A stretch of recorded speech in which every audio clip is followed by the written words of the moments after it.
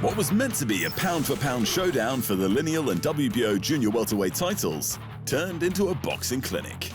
Shakur Stevenson didn't just beat Teofimo Lopez, he dismantled him and earned some complimentary Floyd Mayweather Jr. comparisons in the process. People have been calling you this generation's Floyd Mayweather. How do you feel about that comparison? I'm the first Shakur Stevenson, but Floyd Mayweather's my guy. He called me right before the fight. He always texts me. He told me that he was proud of me before the fight happened. So Floyd is my family. I got a lot of love for Floyd, but I'm the first Shakur Stevenson. Coming into the bouts, Lopez was full of confidence, and not without reason.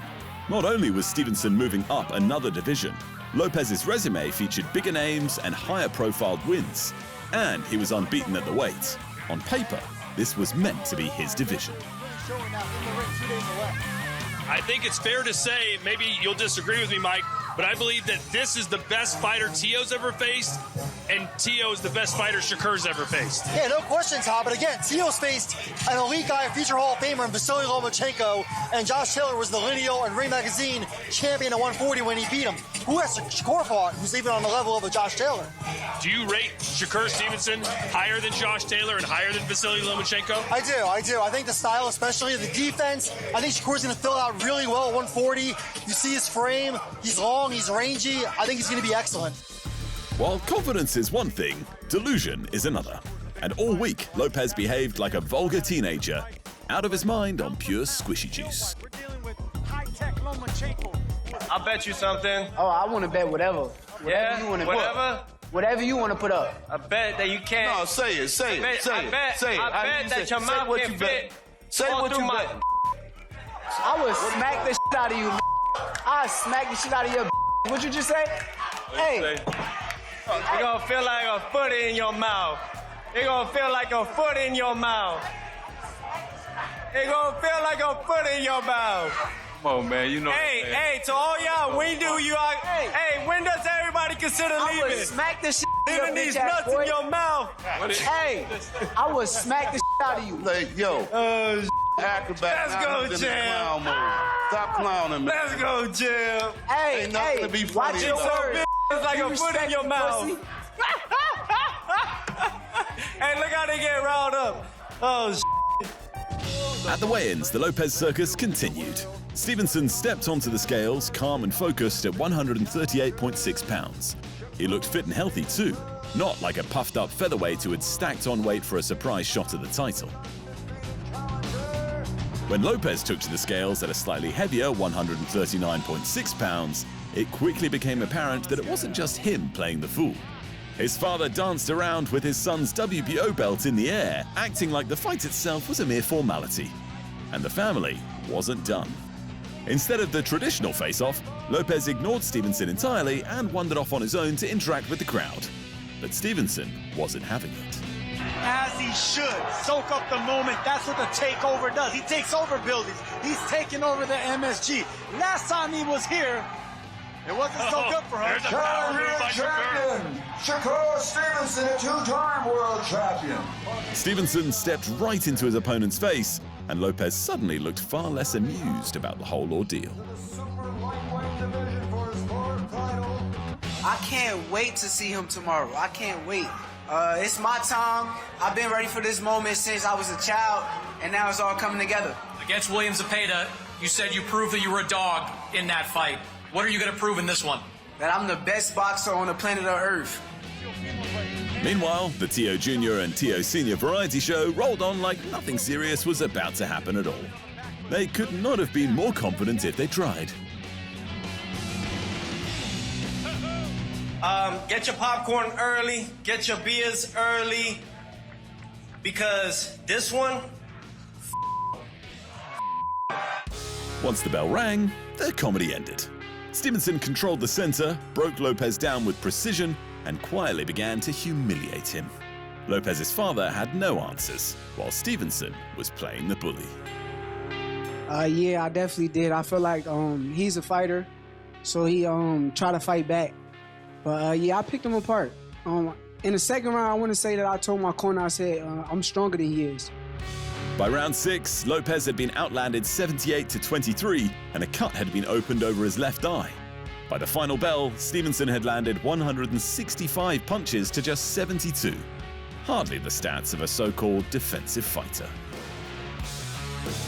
Yeah, for sure. I heard him a couple of times. My jab, my left hand to the body, my left hand up top. I put on a great show tonight.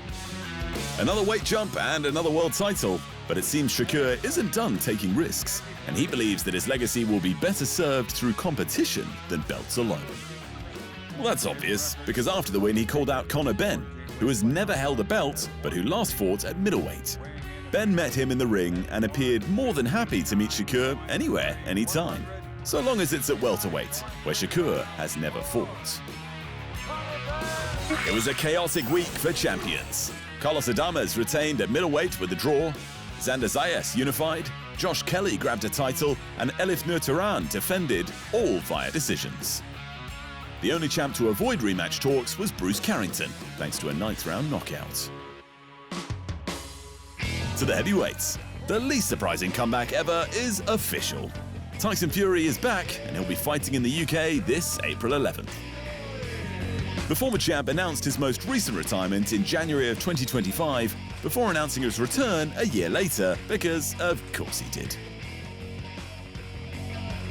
This will be Fury's first UK fight since December of 2022, when he defended his WBC title by beating Derek Chisora for a 3rd time.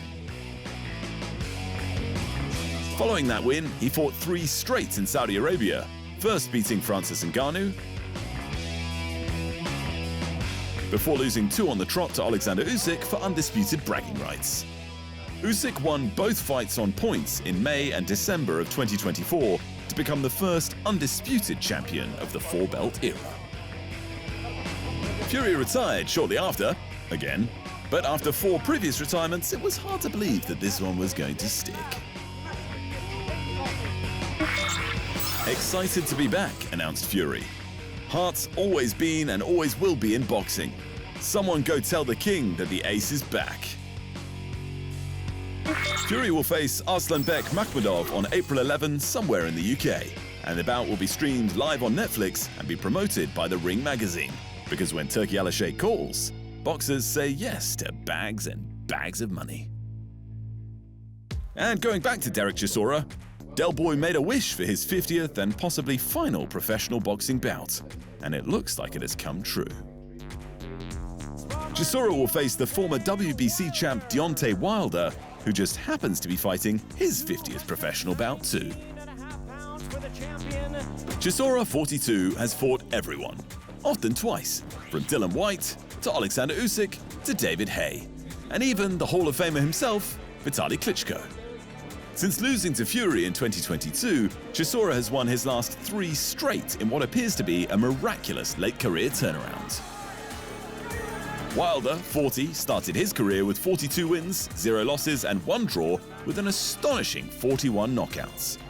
That run included a lengthy stretch as the WBC champion, but Wilder has gone just 1-4 between 2020 and 2024.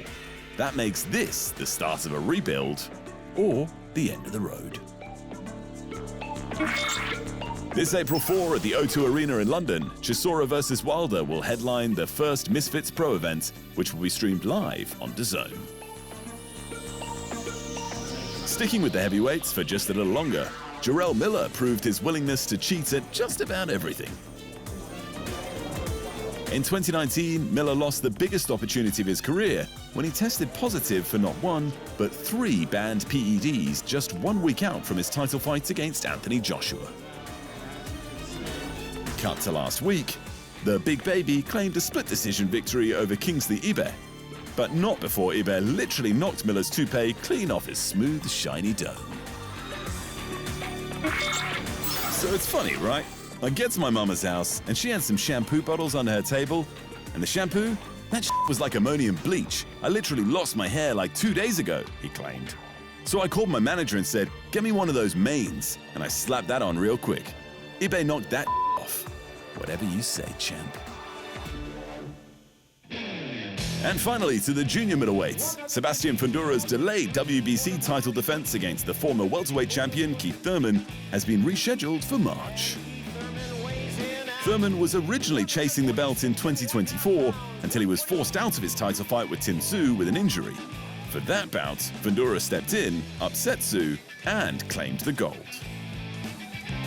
Fundora and Thurman were originally scheduled to fight last October, but Fundora injured his hand, and his hopeful January return didn't pan out. Fundora vs. Thurman will now touch down this March 28th at the MGM Grand Garden Arena in Las Vegas.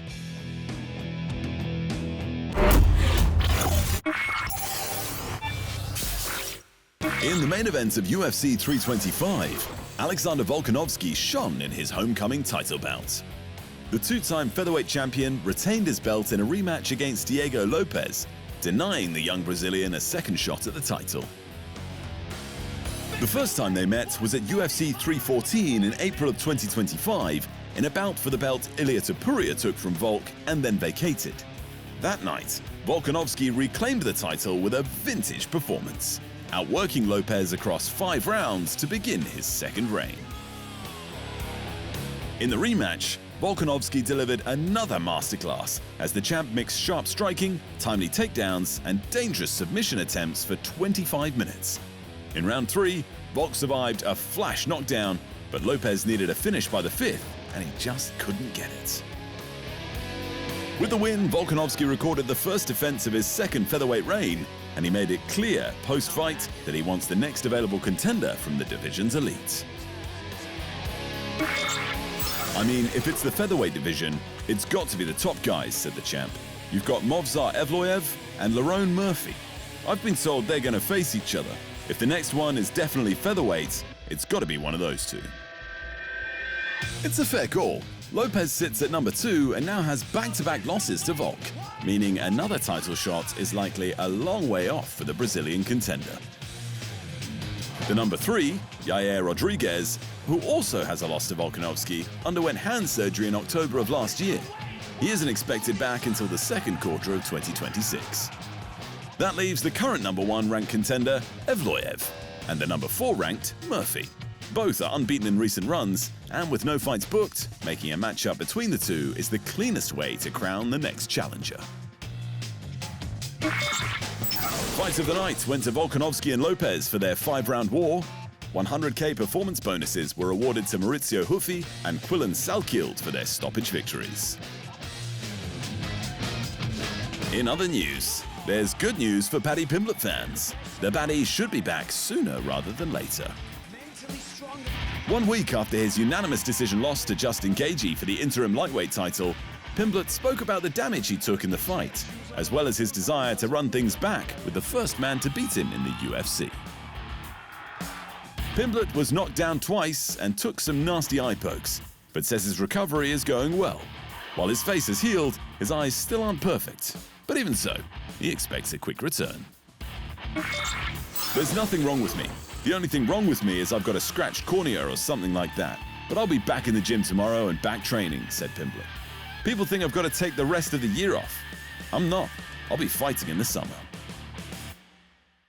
To the middleweights, the champion Khamzat Chimaev's pursuit of light heavyweight champion Alex Pereira continues to raise eyebrows. And the former welterweight champ Kamaru Usman thinks he knows why Chimaev won't let it go. For Khamzat Chimaev to continue to call him out, I think Khamzat potentially has outgrown the weight class again to where now he's like, let me go to a new division where I can make the weight and I can capture that. Chimaev began his UFC career at welterweight, but repeated weight issues made it clear the cut was unsustainable. 38.5, the official weight for Khamzat Chimaev. He moved up to middleweight and stormed the division, winning the title from Dricus du Plessis with a dominant, grappling-heavy shutout decision. Rather than defending against the division's contenders, Chimaev has immediately targeted Alex Pereira in the pursuit of a championship in a 3rd weight class.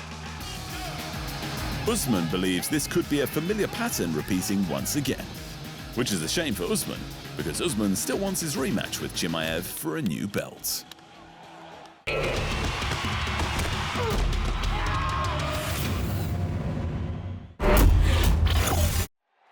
Thanks for watching. And remember, if you want more fight sports in your life, just hit the subscribe button.